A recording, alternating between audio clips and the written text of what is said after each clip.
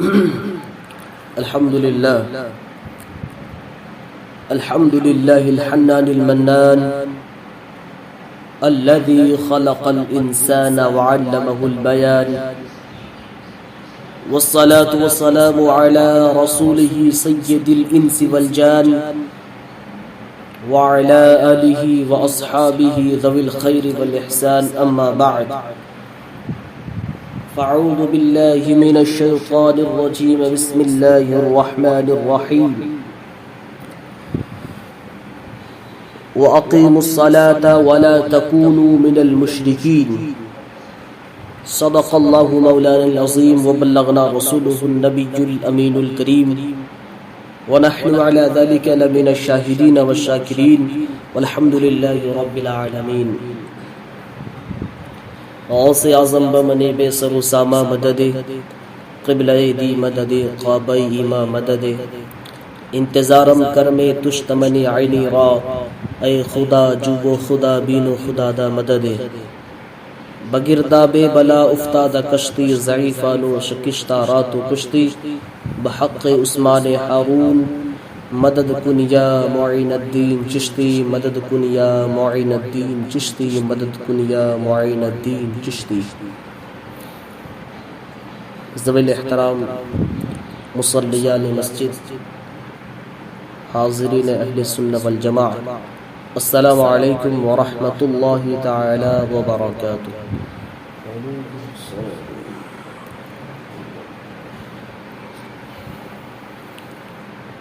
ایک مرتبہ آقا کریم صلی اللہ تعالی علیہ وسلم کی بارگاہ مقدسہ میں درود شریف کا ہدیہ پیش کریں. اللہم صلی علی سیدنا وشفیعنا حبیبنا مولانا محمد معدن الجود والکرم وابنہ الکرام وبارک وسلم. صلاۃ وسلام علیک یا رسول اللہ صلی اللہ تعالی علیہ وسلم. اللہ تعالیٰ کا لاکھ لاکھ شکر احسان ہے. اللہ تعالیٰ نے ہمیں اور آپ کو امت محمدیہ میں پیدا فرمایا. دعا ہے رب کائنات کی بارگاہ میں کہ جس آیے کریمہ کا میں نے تلاوت کرنے کا شرف حاصل کیا ہے، میرا اللہ اس آیے کریمہ کے تحت حق بولنے اور آپ تمام سامعین کو حق سن کر اور اس پر عمل کرنے اور اس کو عام کرنے کی توفیق عطا فرمائے. میرے عزیزو، قرآن مقدس میں ارشاد فرمایا وَأَقِيمُوا الصَّلَاةَ وَلَا تَكُونُوا مِنَ الْمُشْرِكِينَ. فرمایا نماز قائم کرو اور مشرکوں میں سے مت ہو جاؤ. کیا فرمایا کہ نماز قائم کرو اور مشرکوں میں سے مت ہو جاؤ. کیا مطلب؟ کیونکہ صحابہ اکرام رضی اللہ تعالیٰ عنہ ارشاد فرماتے ہیں کہ میں اس شخص کو مسلمان نہیں سمجھتا تھا جو شخص نماز نہیں پڑھتا تھا. جو شخص نماز نہیں پڑھتا تھا اس کو ہم مسلمان ہی نہیں سمجھتے تھے. میرے عزیزو، صحابہ اکرام کہتے ہیں کہ جو شخص نماز پڑھتا تھا میں اسی کو مسلمان سمجھتا تھا. آقا کریم صلی اللہ تعالی علیہ وسلم نے ارشاد فرمایا، حدیث پاک میں آتا ہے، آقا کریم ارشاد فرماتے ہیں جو شخص جان بوجھ کر نماز کو ترک کر دے فقط کفر، آقا ارشاد فرماتے وہ کافر ہو گیا. آقا کریم صلی اللہ علیہ وسلم نے ارشاد فرمایا من ترک الصلاۃ متعمدا فقط کفر. جو شخص جان بوجھ کر کے نماز کو ترک کر دے، آقا ارشاد فرماتے ہیں وہ شخص کافر ہو گیا.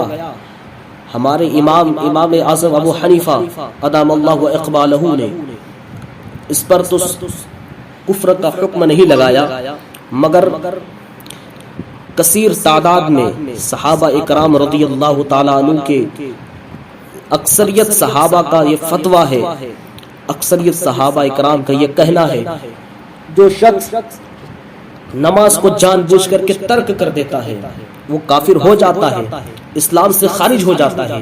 اس لیے یہ صحابہ اکرام رضی اللہ تعالیٰ عنہ فرماتے ہیں جب کوئی شخص کو مجھے پہچاننا ہوتا کہ یہ مسلمان ہے یا نہیں ہے تو اس شخص پر نظر رکھتے کہ وہ نماز کے لیے آتا یا نہیں آتا، وہ نماز پڑھتا ہے یا نہیں پڑھتا۔ اگر وہ شخص نماز پڑھتا تو ہم لوگ اسے مسلمان سمجھتے تھے، اور اگر وہ نماز نہیں پڑھتے تھے تو میں سمجھتا تھا کہ وہ مسلمان نہیں ہے۔ میرے عزیزو، آقا کریم صلی اللہ علیہ وسلم کی ارشاد فرمایا کہ سب سے زیادہ صحابہ کرام رضی اللہ تعالیٰ عنہ کے حوالے سے فرمایا گیا کہ صحابہ کرام رضی اللہ تعالیٰ عنہ کا اس پر عمل رہا ہے۔ فرماتے ہیں کسی عمل کو ترک کرنا کفر نہیں سمجھتے تھے، مگر صحابہ کرام کا نماز کو ترک کرنے والوں کو کافر سمجھتے تھے۔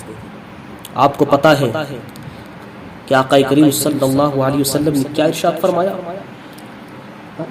کہ قیامت کے دن بے نمازیوں کو کس کے ساتھ اٹھایا جائے گا؟ آج اگر ڈاکوؤں کے ساتھ آپ کو کھڑا کر دیا جائے تو آپ کھڑا نہیں ہو سکتے۔ اگر کوئی ظالم ہو اور میں کہہ دوں حضرت آپ اٹھ کر کے ظالموں کے ساتھ کھڑے ہو جائیے، آپ کھڑے نہیں ہو سکتے۔ آپ کہیں گے کیوں؟ میں ظالم کے ساتھ کیوں کھڑا ہوں؟ اس لیے کہ وہ تو ظالم میں ظلم کرتا ہے۔ میں کہہ دوں یہ فلاں شخص زانی ہے، یہ زنا کرنے والا شخص ہے، تم اس کے ساتھ کھڑے ہو جاؤ، تم اس کے ساتھ رہو، تم کہو گے نہیں میں اس کے ساتھ کیوں رہوں، یہ تو زنا کرتا ہے۔ مگر میرے عزیزو، میرے آقا صلی اللہ علیہ وسلم نے ارشاد فرمایا جو شخص نماز کو ترک کرتا ہے، جو شخص نماز کو جان بوجھ کر ترک کرتا ہے، نرم بستر پر سوتے ہوئے نماز کو ترک کر رہا ہے، اذانیں ہو رہی ہے، مسجد کی لاؤڈ اسپیکر میں اذان دی جاتی ہے، کیوں دی جاتی ہے؟ تاکہ ہمارے مسلمان بھائی کے کانوں تک میری آواز پہنچ جائے، حی علی الصلاۃ اور حی علی الفلاح کی آواز پہنچے، تاکہ وہ کامیابی کی طرف آئے، تاکہ وہ کامرانی کی طرف آئے، تاکہ وہ انسان اچھے کی طرف آ جائے، اچھائی کی طرف آ جائے۔ مگر ہمارا مسلمان بستر پر سو کر کے مسجد کی اذانیں تو سن لیتا ہے مگر وہ مسجد کی طرف نہیں آتا ہے۔ میرے عزیزو، آقا کریم صلی اللہ علیہ وسلم نے کیا فرمایا، ذرا حدیث پاک سنیے گا۔ بہقی نے شعیب الایمان کے اندر اس کو نقل کیا ہے کہ حضور صلی اللہ علیہ وسلم نے ارشاد فرمایا جو شخص جان بوجھ کر کے نماز چھوڑتا ہے اس شخص کو قیامت کے دن فرعون کے ساتھ، قارون کے ساتھ اور حمان کے ساتھ اور ابی بن خلف کے ساتھ اٹھایا جائے گا۔ آپ کو پتا ہے قارون بہت بڑا ظالم شخص اور یہ کافر اسلام سے خارج ہے، اور فرعون کے بارے میں آپ کو معلوم ہے، حمان کے بارے میں بھی آپ کو معلوم ہے، اور اب ابی بن خلف کے بارے میں معلوم ہے، یہ بہت بڑے کافر لوگ ہیں، یہ سب سے بڑے جہنمی لوگ ہیں۔ اب بتاؤ، آقا کریم صلی اللہ علیہ وسلم کے فرمان کے مطابق جو شخص نماز کو ترک کر دے، جو شخص جان بوجھ کر کے نماز کو چھوڑ دے، اگر وہ قیامت کے دن اس کے ساتھ اٹھائے جائیں گے تو پھر بتاؤ آپ کا کیا حشر ہوگا؟ اس وقت آپ کو کون پوچھے گا؟ اس وقت آپ کا پرشان حال کون ہوگا؟ میرے عزیزو، ایک وقت کے لیے آپ نماز کو چھوڑ دیں گے نا، آقا ارشاد فرماتے ہیں اس کے قبر میں ایک وقت کی نماز چھوڑنے پر اللہ تعالیٰ اس کے قبر میں 99 سانپ آپ کے قبر میں مسلط کر دیے جائیں گے۔ کتنے سانپ؟ 99 سانپ، یعنی 99 سانپ آپ کے قبر پر مسلط کر دیے جائیں گے، اور اس سانپ کی طاقت کا عالم یہ ہوگا اگر وہ سانپ زمین پر فنکار دے تو گھاس نہیں اگ سکتی، اگر وہ سانپ زمین پر پھونک دے تو لوگ جل کر راکھ ہو جائیں، مر جائیں۔ اور اس کے سانپ کی لمبائی آپ کو اندازہ لگا سکتے ہیں؟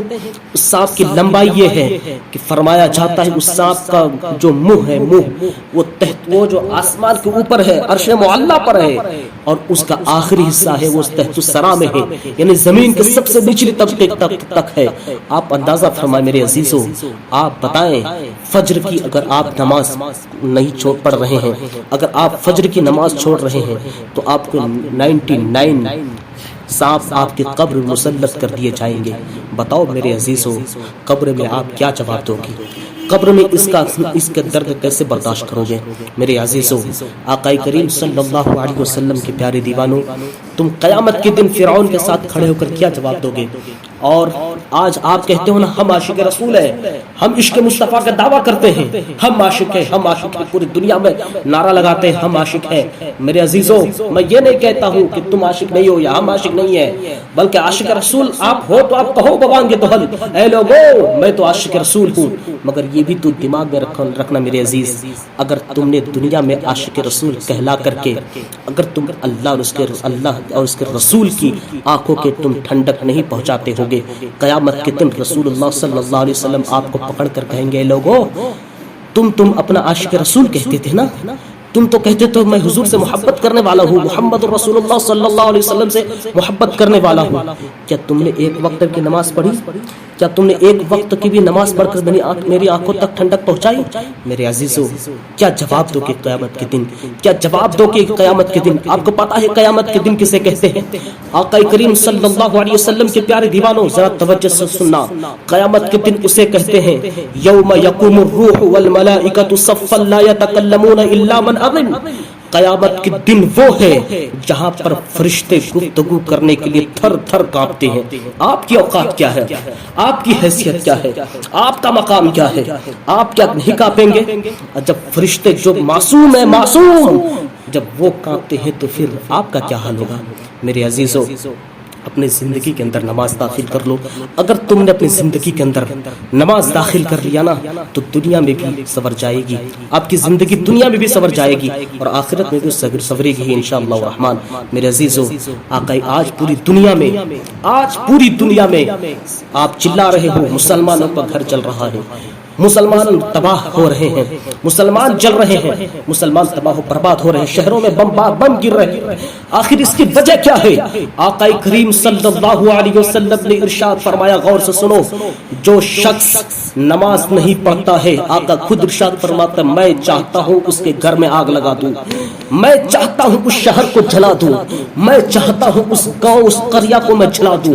تو آپ اندازہ فرمائیں، جس گھر میں کوئی نمازی نہ ہو، جس گھر میں باپ بھی بے نمازی ہو، جس گھر میں ماں بھی بے نمازی ہو، جس گھر میں بیٹا بھی بے نمازی ہو، جس گھر میں ماں اور بہن سارے کے سارے لوگ بے نمازی ہو، اگر اس کا گھر چل رہا ہے تو کیا اس کے کرتوت کی بنیاد پر نہیں چل رہا ہے؟ کیا اس کے گناہوں کی بنیاد پر نہیں چل رہا ہے؟ میرے عزیزو، ایک حدیث پاک پڑھتا ہوں، اس کے بعد اپنی گفتگو کو سمیٹتا ہوں۔ آقا کریم صلی اللہ علیہ وسلم کے پیارے دیوانوں، کہاں جا رہے ہو؟ اپنی زندگی کو بدلو، اس لیے کہ اپنی زندگی کو اگر تم نہیں بدلتے ہو میرے عزیزو، اگر تم اپنی زندگی کو نہیں بدلتے ہو نا میرے عزیز، دنیا میں بھی آپ کی تباہی ہے، آخرت میں تو آپ کی ہوگی ہی تباہی، مگر دنیا میں بھی سب سے پہلے آپ کو پریشانی اٹھانی پڑے گی میرے عزیزو۔ آقا کریم صلی اللہ علیہ وسلم نے ارشاد فرمایا، تھوڑا غور سے سنیے گا، توجہ کے ساتھ اپنے دل پر ہاتھ رکھ کے سوچئے گا، کیا ہمارا گھر چلنا چاہیے یا نہیں چلنا چاہیے؟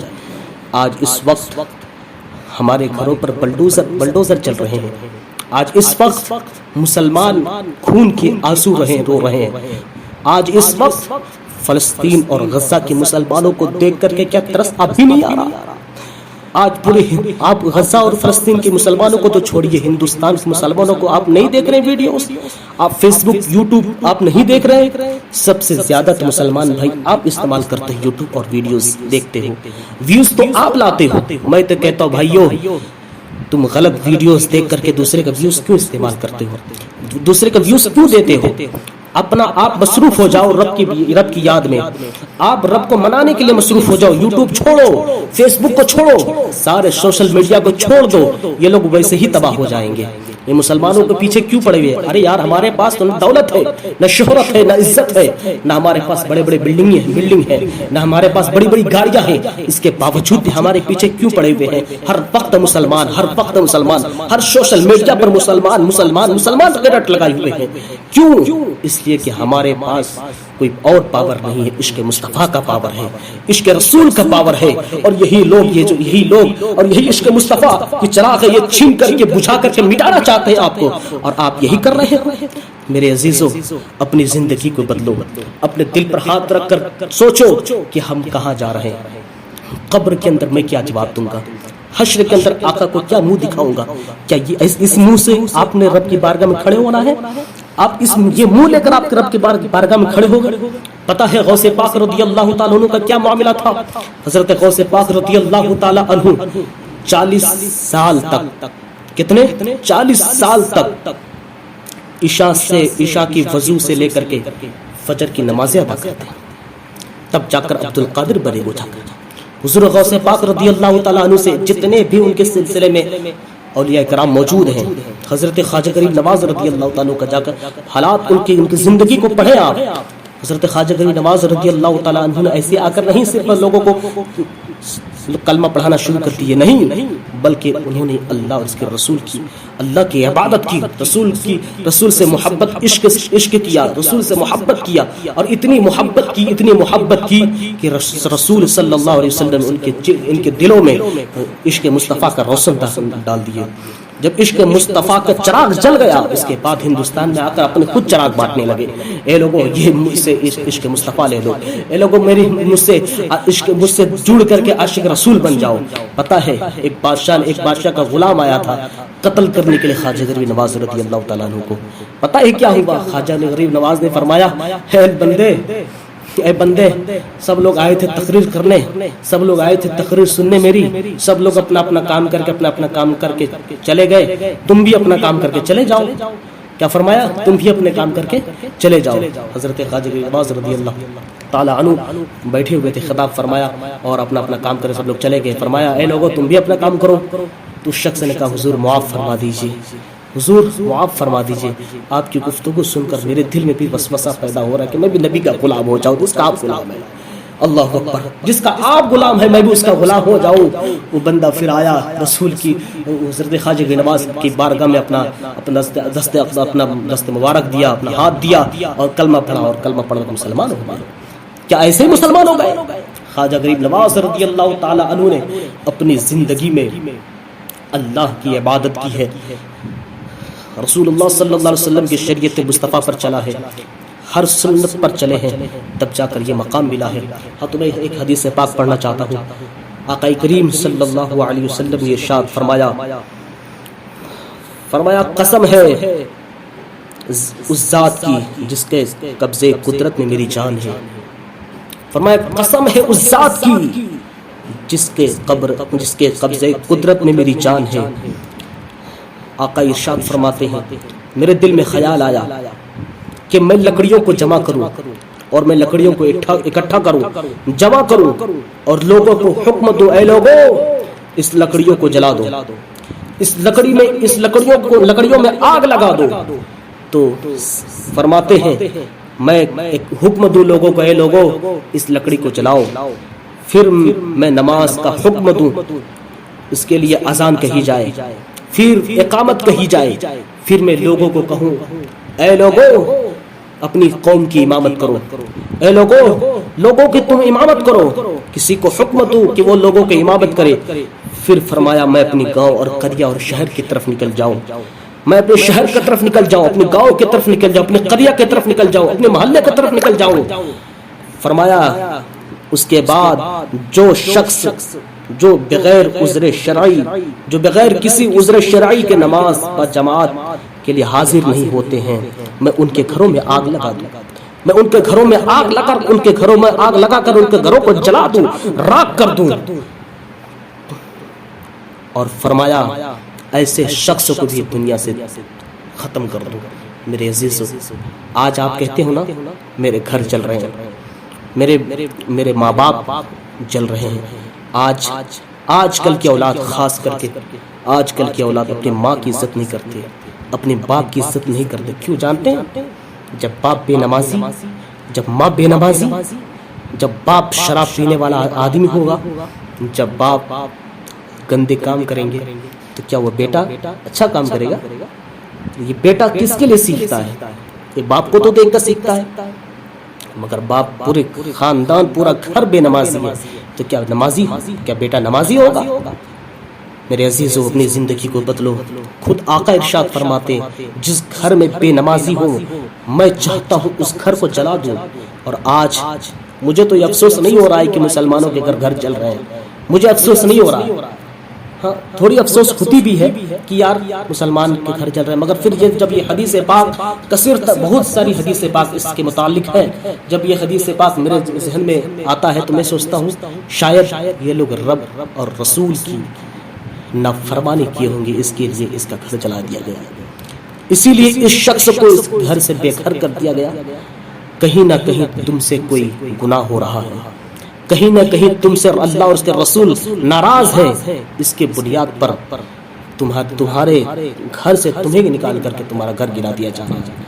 ہاں میرے عزیزو، اپنی زندگی کو بدلو اور آقا کریم صلی اللہ علیہ وسلم کی عشق اپنے سینے میں داخل کر لو، اپنے دل میں داخل کر لو میرے عزیزو۔ دنیا کی محبت چھوڑو۔ میں یہ نہیں کہتا کہ کوئی شخص ہر بیٹے کو عالم بناؤ، میں یہ نہیں کہتا، میں اس چیز کا قائل ہوں کہ وہ اپنے بیٹے کو ڈاکٹر بھی بنائے، ساتھ ساتھ عالم بھی بنائے، ساتھ ساتھ حافظ قرآن بھی بنائے، اور ساتھ ساتھ اس کو جج بھی بنائے۔ اگر وہ حافظ قرآن ہوگا تو وقت پر آ کر قرآن کی تلاوت کرے گا مصلی پر کھڑے ہو کر کے، جب وقت آئے گا تو وہ جا کر کے وکالت کرے گا، جا کر کے فیصلے سنائے گا۔ جب آپ کا بیٹا صرف ڈاکٹر ہوگا، عالم نہیں ہوگا، صرف ڈاکٹر ہوگا وہ عالم دین نہیں ہوگا، صرف ڈاکٹر ہوگا اور وہ حافظ قرآن نہیں ہوگا، تو جانتے ہیں کیا ہوگا میرے عزیز؟ پورے ہاسپٹلوں میں نے دیکھا ہے، لوگ جانتے کیا کرتے ہیں؟ لوگ عشق رسول دل میں نہیں ہے، جس کے دلوں میں عشق مصطفیٰ نہیں ہے، اے نام کا مسلمان ڈاکٹر، مگر آپ کا کتنی چوری کر رہا ہے، آپ کا خون چوری کر رہا ہے، آپ کا جسم کا کوئی حصہ چوری کر رہا ہے۔ کیوں پتہ ہے؟ اس نے اپنے دل میں عشق مصطفیٰ نہیں داخل کیا، اس نے اپنے دل میں، اور اس سب سے بڑا قصوروار کون ہے؟ اس کا باپ ہے۔ باپ نے اپنے بیٹے کو ڈاکٹر ضرور بنایا، باپ نے اپنے بیٹے کو ڈی ایم ضرور بنایا، باپ نے اپنے بیٹے کو بڑے بڑے عہدہ ضرور دیے، مگر سب سے پہلے تم نے قرآن پڑھا کر عشق مصطفیٰ داخل کر دیا ہوتا تو یہاں بھی کامیاب ہوتا، اگر وہ ڈاکٹر بنتا تو ڈاکٹر میں بھی کامیاب ہوتا اور آخرت میں بھی انشاءاللہ کامیاب ہوتا۔ میرے عزیزو، بدلو اپنی زندگی کو۔ ایک بات اور رکھنا چاہتا ہوں، اس کے بعد اپنی گفتگو کو سمیٹنا چاہتا ہوں۔ میرے عزیز، اپنی زندگی کو